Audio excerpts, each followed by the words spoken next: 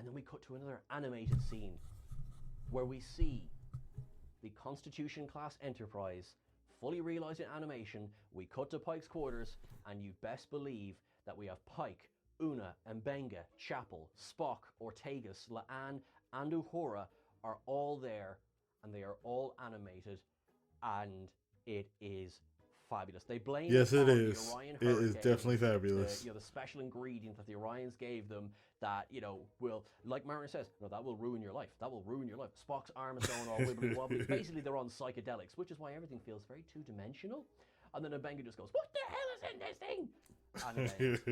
And I have no hesitation in saying that, first of all, that scene alone, like, obviously the whole episode, but that scene alone is why this is getting the dilithium up. I agree with you on this. I agree with you on this. It's not really a shocker. Negative really one, happy. people. Negative one. We hoped it would be this. We confirmed it would be this. And, folks, just one thing. This is, without question, Trek Culture as a channel and my own personal favorite episode of Star Trek since it came back on. I agree. It's my favorite episode too. It's my favorite episode too. Yeah, look, you see me. Some weeks I get told, Sean, you like these episodes too much. No. This is my number one. This is number one. This is stuck in memory. On Wikipedia, because that is fact. Yes. God, this episode was perfect. I'm not going to lie to you.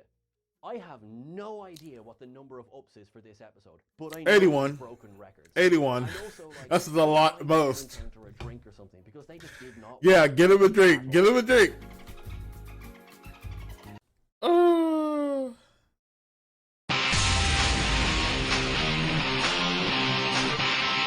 And I need to get this thing to stay in its place. There we go. I know I need some blackout curtains. Anyways, hey everybody, it is KR0. I'm doing something different today. I am going to stand up because this chair is giving my butt some. Anyways, sorry for me being kind of distant with some videos or even streaming because of the fact that, well, I've just been kind of. I've been off, okay? Like like my body's been off. Like every single time I get home from either door dashing or work, I just want to sleep. I just want to rest. I don't even want to go anywhere near my computer. And this is the first time I felt good in a minute. However, there's also another thing. I know this video is a little bit late. A couple of days late in actuality because of the fact that, well, first time I tried to make this video, my microphone was kind of down. So, like, I realized as I was trying to edit that my voice was kind of going in and out and in and out. Like, I've had problems with in the past, so I just had to delete that entire video. So, we're going to get to my review of Star Trek Strange New Worlds, Lower Decks crossover. Those old scientists. Now, as you can see at the beginning of this particular video, yeah, I happened to watch the Trek Culture review of this episode, Those Old Scientists. And, of course, I love Trek Culture. I love Trek Culture a huge bunch, okay? Sean Ferrick, you are the man. Anyways, actually, there's no buts because I agree with everything he said. This episode was the best crossover episode since Star Trek came back on. Yeah, it is the best crossover episode so far. I mean, we had a few crossover episodes. I mean, technically, all of season 2 of Discovery was a crossover. You know, kind of like a, what do you call it? A backdoor pilot for Strange New Worlds in a way. Because we had Pike, we had a younger Spock, and of course we have one in pretty much some episodes, most of the episodes of Discovery season 2. However, there's a few other crossovers I could talk about, like, you know, freaking unification. Sadly, I almost said reunification in the first video, so I'm glad I was able to clarify that one. But unification, where we see Spock and Picard doing their thing in the Next Generation. We've had plenty of crossovers between Deep Space Nine. I mean, come on, there was Deep Space Nine and the Next Generation. Come on, there was the first episode where Picard and Cisco first meet face to face, and not Borg face to face. If you've seen Deep Space Nine, you understand why Cisco has some anger towards Picard. Then there was that episode where Data and Bashir actually had like a little bit of a like adventure, so to speak. And then, of course, we have most of the Voyager crossover episodes. I mean, Riker showing up in that 1Q episode. All the times whenever what's his name? Barclay would show up in Star Trek Voyager, trying to get the crew of Voyager home, or even get communication with the crew of Voyager going on. And of course, Deep Space Nine had that really great like integration type episode into the original series with Kirk and Spock during the whole Trouble Tribbles episode. You know what I'm talking about? Yeah, so we had some pretty good crossovers. And not to mention, there was the IDW Comics crossover of Star Trek and Doctor Who. Star Trek Next Generation with the 11th Doctor, and then like the original series with the 4th Doctor, if I remember correctly. So I still need to get those books. Anywho, but this was just great. Okay, love the whole episode. If you haven't seen it yet, it actually came out early, as in Saturday. Like Paramount Plus decided they were going to pull a fast one and just give us the greatness early, okay? Early. Hopefully it doesn't affect this week's episode, okay? Let's just say that, because I really look forward to my Star Trek episodes on Thursdays whenever they come out, okay? Especially during the season. So if we have to lose an episode, I will gladly, I will take it in stride. It's going to just make my day boring. But anyways, so let's get on to the actual meat and well, I would say potatoes, but I can't do potatoes right now because of my new diet. But let's get to the meat and green beans of this episode. So at the beginning of this episode, we start off with the lower decks crew. They are going to study a ancient portal that was, well, it's kind of tied up between like Boimler thinking that Pike and the crew of the Enterprise discovered it first, and Tendi going like, oh yeah, my great grandma is the one who discovered this. So Orion scientists discovered it first, and they're having that little busy, and Boimler almost pisses Tendi off, by being offensive, talking about how all Orions are basically pirates, when there are some Orion scientists, okay? So, anyways, eventually, like, due to usual shenanigans of them just trying to be like, them being them, Boimler gets sucked through a portal that they accidentally activated while trying to take a picture. And we go right into Boimler live action in front of Una, Spock, and I believe Lahan. It was hilarious. It was funny, especially the mention, the fact that Boimler literally points out, "Oh wow, you guys look really realistic," and then passes out. It was great. And then let's just talk about this right here. This is the thing that got me so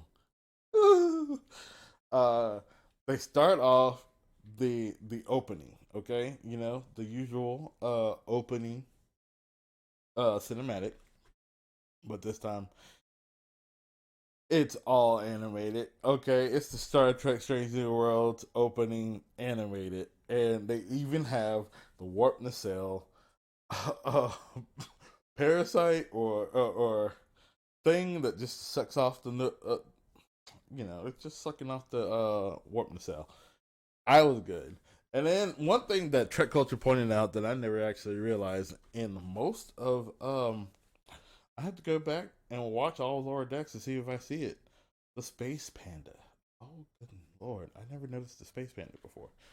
But I mean it was just a beautiful scene. I've always like I remember the Star Trek original series animated series, if you know what I'm talking about. They had the Star Trek animated series that went on for, I want to say, a season or two. I could be wrong. I was really, really young when I saw at least one episode of it. But it reminded me of that. But like now that we have Lower Decks to like kind of give us the animation style for Star Trek, well, we also have the 3D animation style of Star Trek Prodigy, which I really hope they have a second season. I think it got canceled, but I could be wrong. Like, I thought Prodigy was actually pretty decent, but whatever. But no, we had uh, uh, animation, animated style version of the Enterprise, and I loved it. It was beautiful. They did such a great job with that animation, in my opinion. But then let's get on to the rest of the show. So Boimler, of course, realizes he's in the past, and of course, the crew already knows that he's from the future because of his badge. It's a com, and not only just a badge, but it's also a com. And I do love how Pike goes like, "But flipping it open is the best part," which I agree. But I also like the press the button and all that stuff. And before anybody says the whole wait, well he knows about the site the com teleporter because of Section 31 from Discovery season 2, and I'm like, Trek Culture actually pointed this out too. It's classified. Anyways, so we get that whole little scene. We see Bun scared of number one. Okay, he's absolutely freaked out by Una. Okay, and Una's like, "Is there something bad that's gonna happen to me in the future or something like that? Like, is that the reason why he's like freaked out every single time he sees me?" But then we cut to Boimler in the ready room, waiting for Pike to like give him a order and all that stuff for them to figure out what to do about getting him back home. And he sees Pike's what do you call those things? The things that you put on a horse. It's like in my head, but I can't get it out right now. If I come back out with it, well, I'm just gonna insert it here and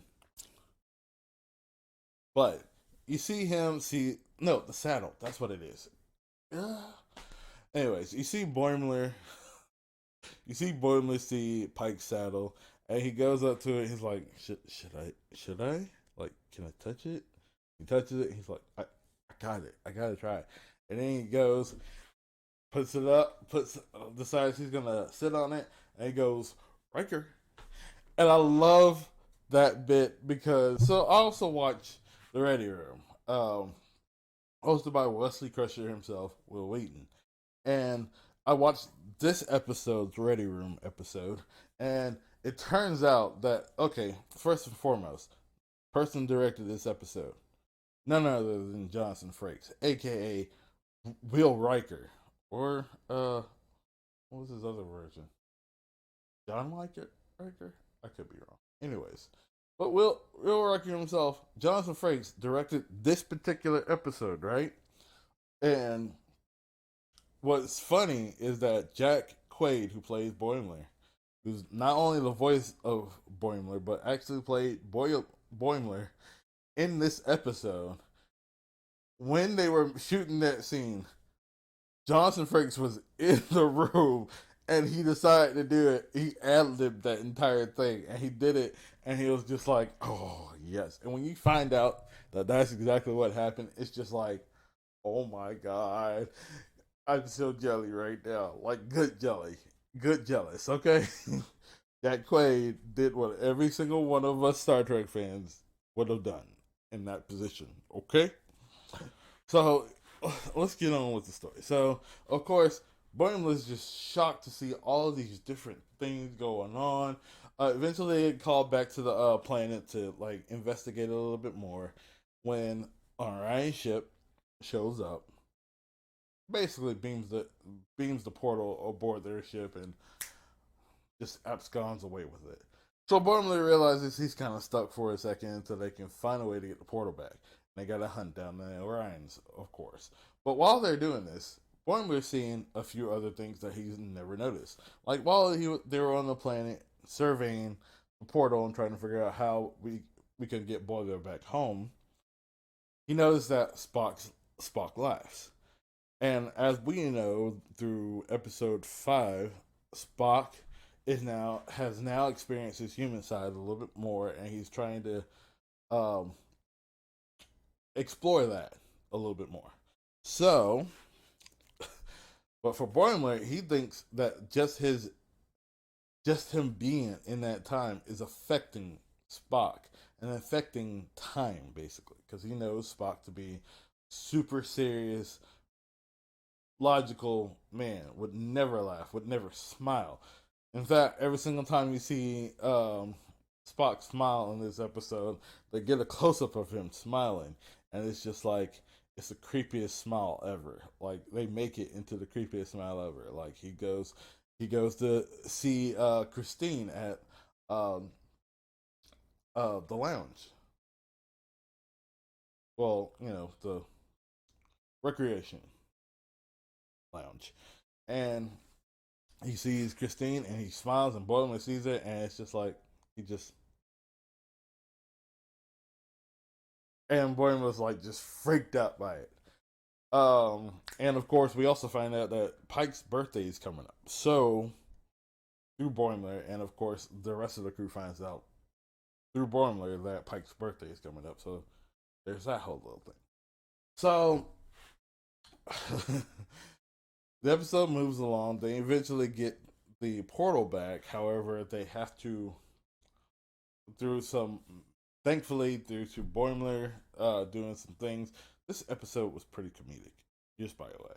But Boimler decides he's going to. Boimler has to like fix some things so they can track the Orions without them looking, and you see a whole scene of them just kind of like, you sure we should be doing this? You know what?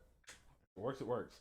And it works. So they get to the whole situation of having to trade the grain that they were originally going to give to a group of colonists that needed that grain.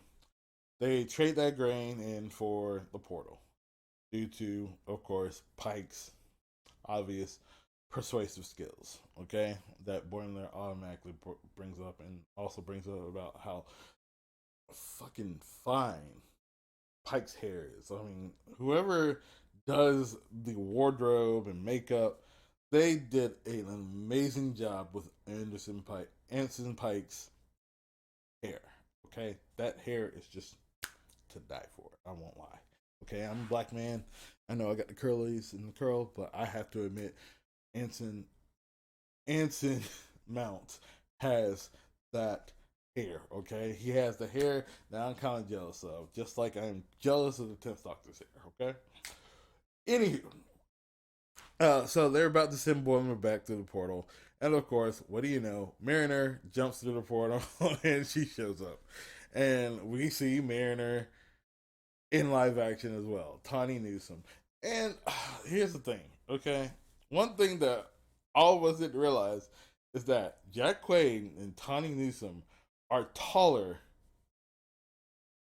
than we thought. Okay, there's some tall people. So when you see Boimler in uh reacting with the uh cast of Strange New Worlds, all those characters, he's taller than we're expecting. So if they're tall, that means that like everybody else in their time is gargantuan, okay? Because they look tiny compared to all of them.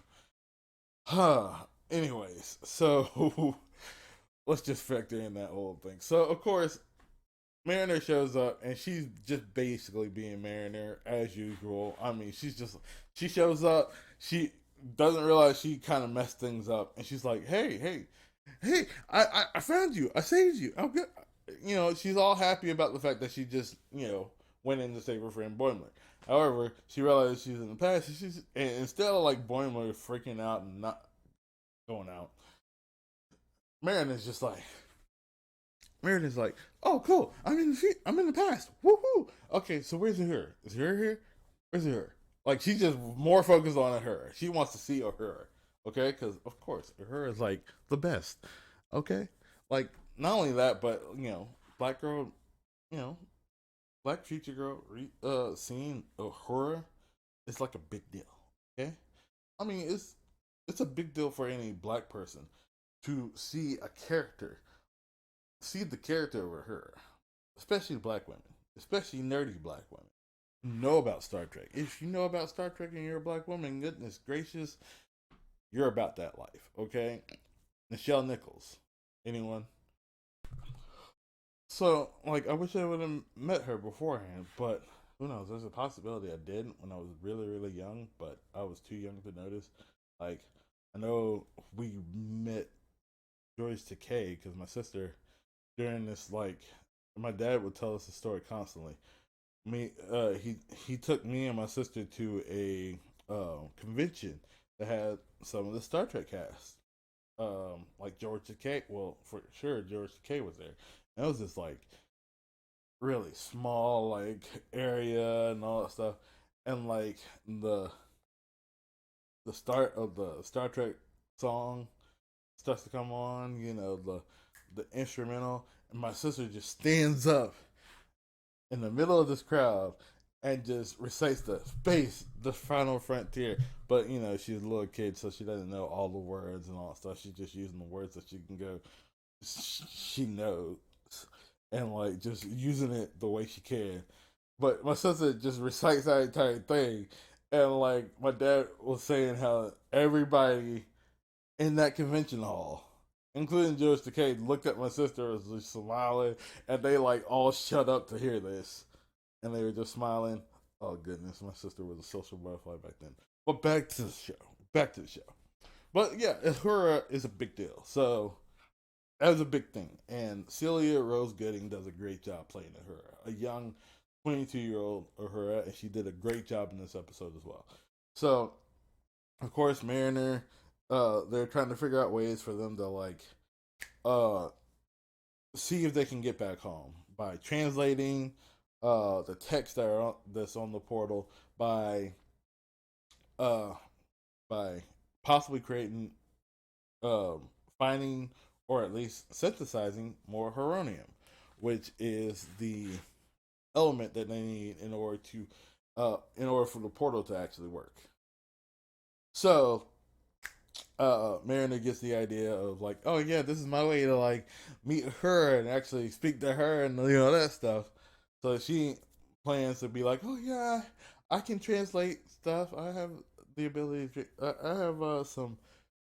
I've studied that before, and heck, Boimler can actually help Spock out. And Spock is like, yeah, I could actually use this. And you see a scene with Boimler and Spock trying to create heronium, which is kind of funny. They're like science bros. It's hilarious. Like, at first Spock is just kind of, grilling Boimler about Boimler's like past like interaction with Chapel, because he was talking to Chapel about the whole Spock smiling thing and accidentally realized that that she was the reason as to why he was smiling and it's not because of him. And he gets the idea of what was going on and he feels so bad about it because he basically told her that, like, yeah, that's not happening. That's not gonna be a full thing. Sorry. And we also get a scene with Mariner and her, and her is like a workaholic, but like Mariner's telling her about like how she's this, you know, really, um, she is a workaholic, but at the same time, she also knows how to have fun, and her is like, that doesn't sound like me. That's weird, but how am I supposed to get to that point? And Mariner has to like kind of convince her using like Starfleet labor codes in order to get her to actually take a break for once.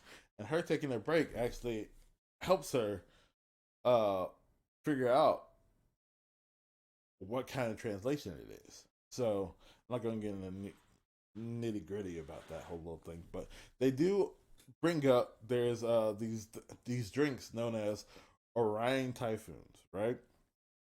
And Mariner could not use, like, she had to kind of like um improvise because they didn't have the actual Orion alcohol that she would need to make the drinks and all that stuff.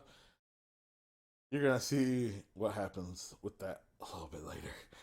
But so eventually um that goes wrong. Well, the translation fails. The Heronium experiment fails explosively. But eventually, like, Boimler gets to that feeling like if he's going to be stuck here, if he's going to be stuck in the past, at least he can fix one thing, and that is getting that grain back for the settlers by trading the inactive portal to the Orion. So he tries to sneak aboard a shuttle, and of course, guess who's there? Mariner, because she's already figured out Boimler's about to do something sneaky, and they go to try to do what they're wanting to do, and of course La'an captures La'an catches them in the process, and they have a little heart to heart with Pike, and Pike is like, okay, hold on, I want to just get rid of you guys because you're just messing things up completely. However, I need you to do me a favor. Tell all these people to stop trying to throw a surprise party for me. And like Bourne was sitting there trying to tell him, hey, look, dude, like, isn't that a good thing that they want to throw a surprise party for you? I mean, you don't know how many more birthdays you'll have. And like Pike immediately gets like, yeah, I know exactly what you're talking about. And Bourne Mariner are just like, oh, you what? Because Pike already knows everything is about to happen to him thanks to what the events that happened in Discovery season 2. And he's like forced to stay on that path, as we know by the end of season 1 of Strange New Worlds. So there's that, but there's another reason as to why Pike doesn't want to do it, and that's because of the fact that he's now a year older than his father was when his father died. So he now feels like that haunting of the past. It's just weird. Which is kind of how I understand that because I've felt that exact same way. Considering my father died back in 2000, and I believe, let's see, he was born in 64 if I remember correctly. So, let me get a thought. Let me do the math, okay? Of course, you should phone easier. 64. I think it was like 36, right? He died in 2000 minus 1964. Yep, he was 36. I'm officially 37. So technically, I had that same problem. Yep, I had that same problem. Thankfully, I have good friends, and being with those friends actually kept me from having that kind of problem. But I actually had that same feeling, and I know exactly how that feels. Surprisingly, so that part actually kind of hit home for me because I'm in the same predicament. However, due to the fact that they're talking about all this stuff, and like Pike automatically was like, you know what, I understand exactly how you guys are feeling right now, because if I was in that same situation on Archer's Enterprise, and that's when Boimler comes up with the best idea. He finally realizes they've had the solution. They've had the solution to that problem all along. They've had the solution on the ship the entire time. The NX-01. Turns out that when Starfleet commissions a new ship and it has the same name as an old ship, they use a piece of that ship, of the old ship bearing the same name, as the groundwork for the new ship, aka a piece of the NX-01 was on the Enterprise the entire time, which guess what has polonium.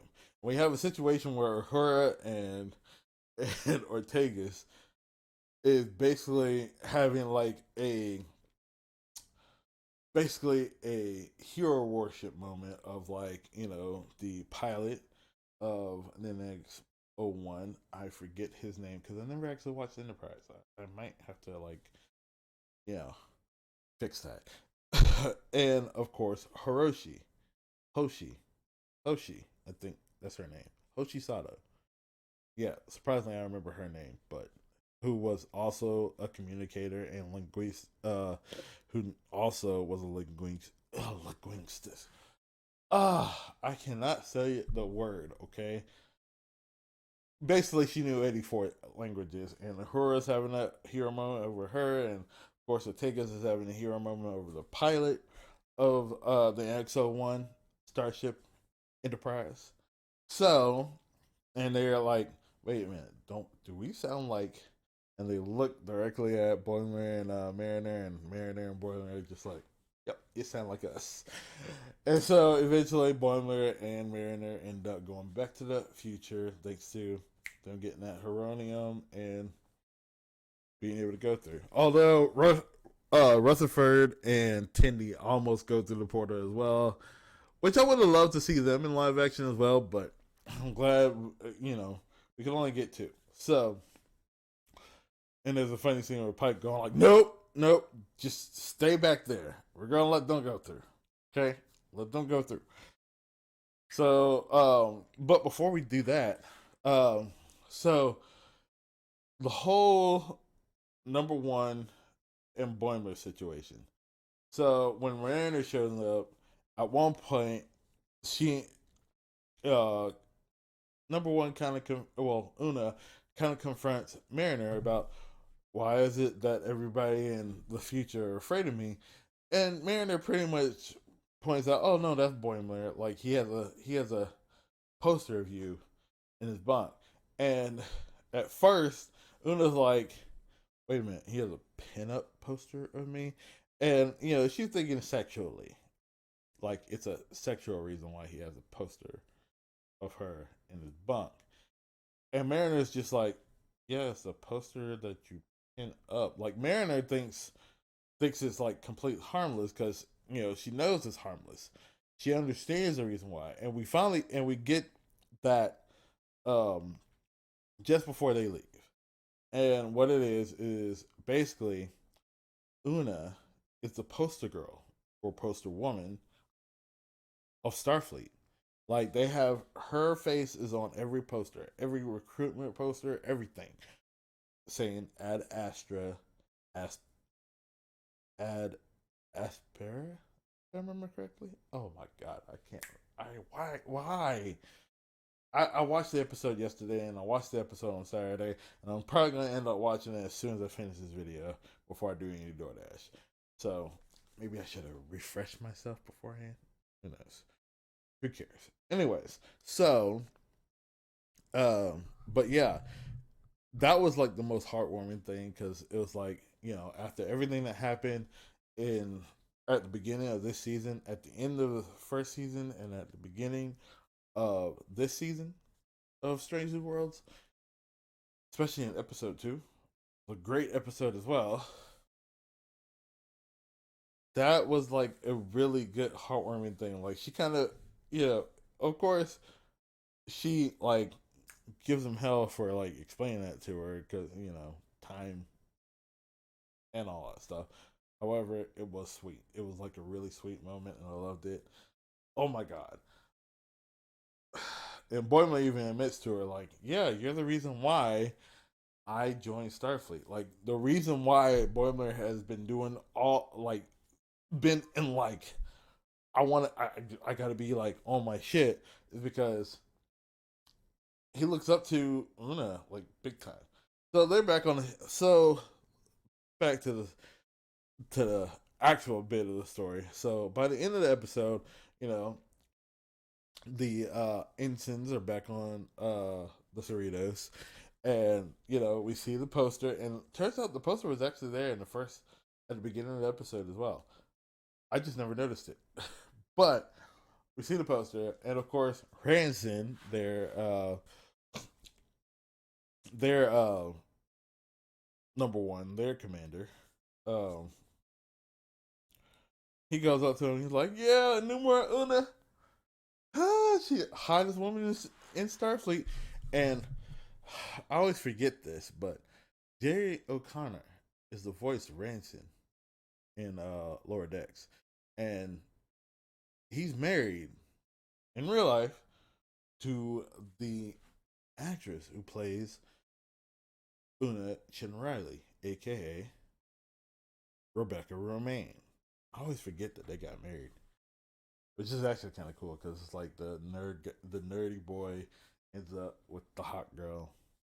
That's how I remembered it when I saw it because I remember Jared O'Connell from Sliders. Okay, I remember him from My Secret Identity. I remember him as the fat kid and Stand By Me.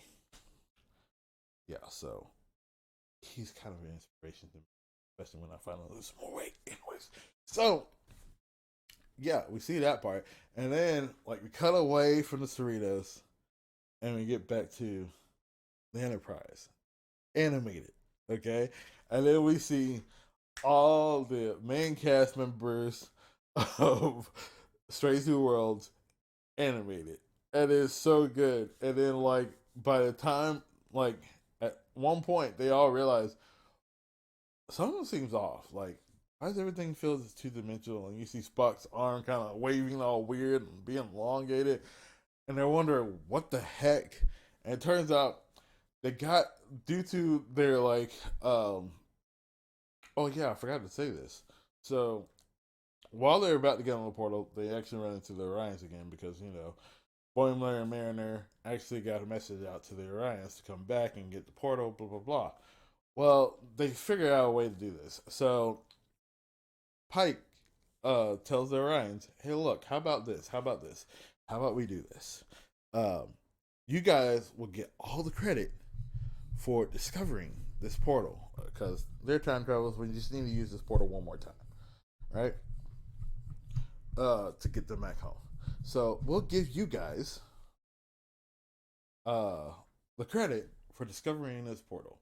So we had no claim to it. Okay, you discover it. You're a scientist and all that stuff, and that's all they ever want, really.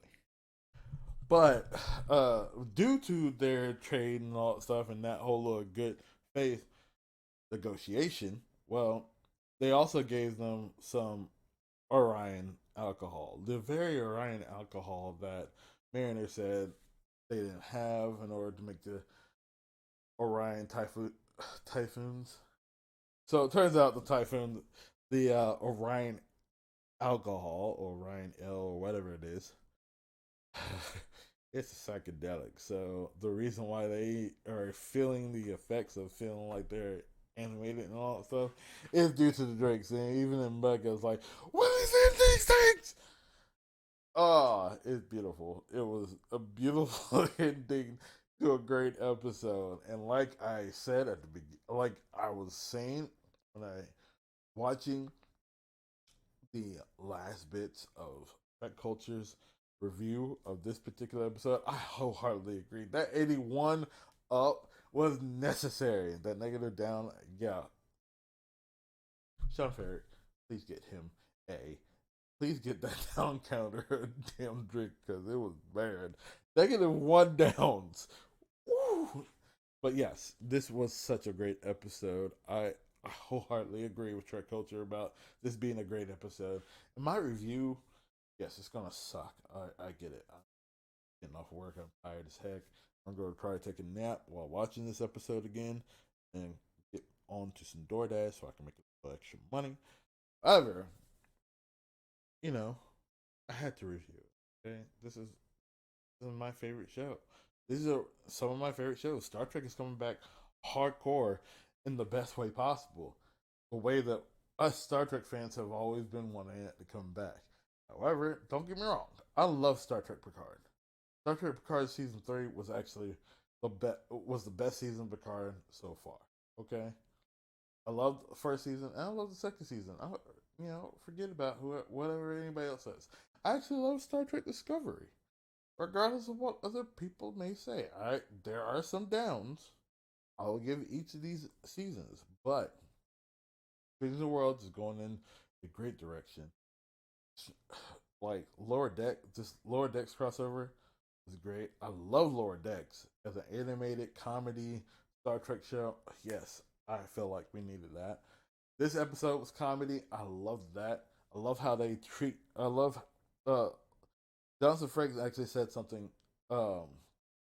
during their Ready Room interview, which is treat every episode of like Star Trek, Strange New Worlds as a movie. Like each episode, the director has to treat it as if it's a big movie, hour-long movie, and that's what they do, and that's the reason why it's good. Um, but I love Star Trek. I love the fact that we got it back. Yes, I want Star Trek Legacy so badly, and it turns out Tawny Newsome is actually going to be one of the writers in Star Trek Academy that's coming out. So I'm actually going to check it out because Tawny Newsome and like both Tawny Newsome and Jack Quaid did a lot more ad libbing in this episode than anything. They did all the things like they added all their like quirks that their character would have done into this episode, and basically Jonathan Frakes just let them go for it, and it worked. Every single bit of it worked. Like Borman's little walk, little shimmy. Okay, Section 31 shimmy. His run, his reactions, it was just perfect. Okay, same with Mariner. Thank God we got the sleeves, even though they weren't real sleeves on her costume. Still, I now need to order me a Starfleet uniform, both both TOS series and Lower Decks version as well. And I also need to get some of those like really cool leather ones that they had in Picard, but I will get to that point when Anywho, also, uh, something else I was just about to say. I didn't realize so recently. I was just thinking about it as I was talking about the outfits, the uniform. Probably gonna lose it. Oh wait, no. Almost had it. Anywho, all I know is we got um we got Lower Decks coming back. I think at the end of August or beginning of September, and then of course sometime next year we're gonna finally get Discovery season 5 in its final season. And I saw that trailer, well, that teaser of season 5 of. That was actually kind of cool. That was like some very good action. Okay, I tell you right now, like I don't think any other captain would have been as bold as as Michael Burnham was. I mean, that's the first. Wow. Anywho, so that's it for me today. This video is a long one. Yes, I get it, but that is my review, and I don't have a script, so obviously everything I'm saying is basically just from my own personal. I did research a little bit, but hopefully those parts were edited out. Thank you for looking at this video, and hopefully you watch to the end. I might do some more of these if I can get a blackout curtain. That's the reason why the back of me is so bright, and I couldn't do it like over here, like a little further over here. So, but this is all I'm gonna do from now. This might be like a way of me doing this. Who knows? I do have myself sitting on the bed. I don't know, but you guys have a great day, have a great week, have a great month, and of course have a great year and a great life in general. Okay, keep yourself healthy, because that's what I'm trying to do nowadays. And also, yeah, I'm gonna stream a little bit later on. This either today or sometime this week. I know I'm busy on Saturday, so you won't see me at all Saturday. However, yeah. So, oh, and also I might. I think I'm gonna start doing this because I want to read some goals. Let's. I'm gonna say like and subscribe this. Okay. If you subscribe, I got like 382 subscribers.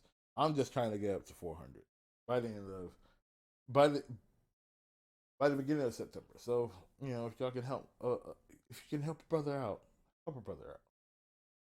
Eventually I'll get to 1,000 subscribers, but I'm gonna go small goals first. You know what I mean? So I'll see you guys later. Peace out.